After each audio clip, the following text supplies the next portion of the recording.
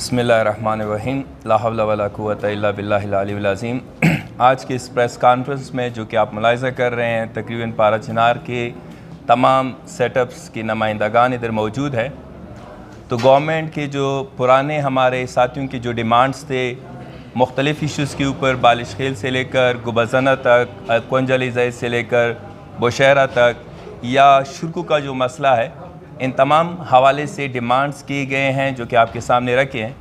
تو گورنمنٹ اس حوالے سے چونکہ ٹس سے مس نہیں ہو رہی ہے، اور علاقے میں جو انتشار پھیلا ہوا ہے، ایسا لگتا ہے کہ گورنمنٹ کی پری پلان ایجنڈا ہے کہ وہ ایک دفعہ پھر سے اس پورے علاقے کو جنگ سے آلودہ کرے اور بہت زیادہ بے گناہ لوگوں کا خون بہایا جائے۔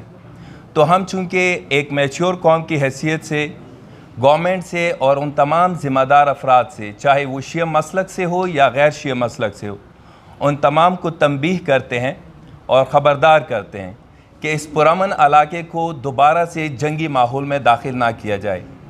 توری قبیلے کے اپنے حقوق ہے جو ہمارا حق بنتا ہے۔ ہمارے تمام جوان مختلف پلیٹ فارم سے ایک ساتھ ہو کر یہ آواز اور پوری قوم کے ساتھ مل کر ایک آواز بلند کر رہے ہیں۔ ہمیں کسی اور علاقے سے تشبیہ نہ دی جائے کہ ہم کسی اور علاقے، کسی اور جگہ کی طرح ہم بھی بغاوت کر رہے ہیں۔ ہم بغاوت نہیں کر رہے، لیکن ہم اپنے حکومت سے اور ریاستی اداروں سے یہ پرزور مطالبہ کرتے ہیں کہ ماضی کی جو تلخیاں تھیں ان کو دوبارہ ریپیٹ نہ کیا جائیں۔ الحمدللہ اس وقت توری قوم ایک میچور قوم بن چکی ہے۔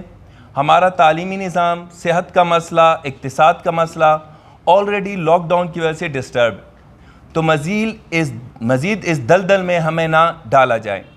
تو یہ ایک جامع کانفرنس جو ہم نے پیش کی، اس سے ہم اپنی قوم کو اور اپنے ارد گرد کے ہمسایہ جو کہ شیعہ نہیں ہیں ان کو بھی خبردار کرتے ہیں کہ کسی طور سے کسی بھی سازش کا شکار نہ بنیں، کسی کے ایجنڈے پہ عمل نہ کریں، اور خدا را اس علاقے کو دوبارہ آگ میں نہ ڈالیں۔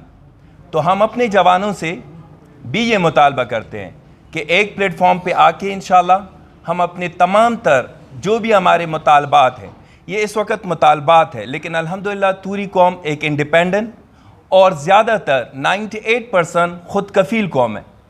تو ہم جانتے ہیں کہ اپنے حقوق کیسے حاصل کریں۔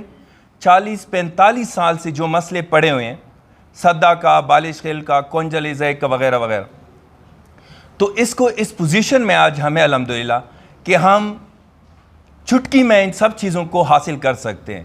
تو ان تمام اقوام کو ہم اس وقت پھر متنبہ کرتے ہیں کہ آپ ہمارے ساتھ آمنے سامنے سے گریز کریں۔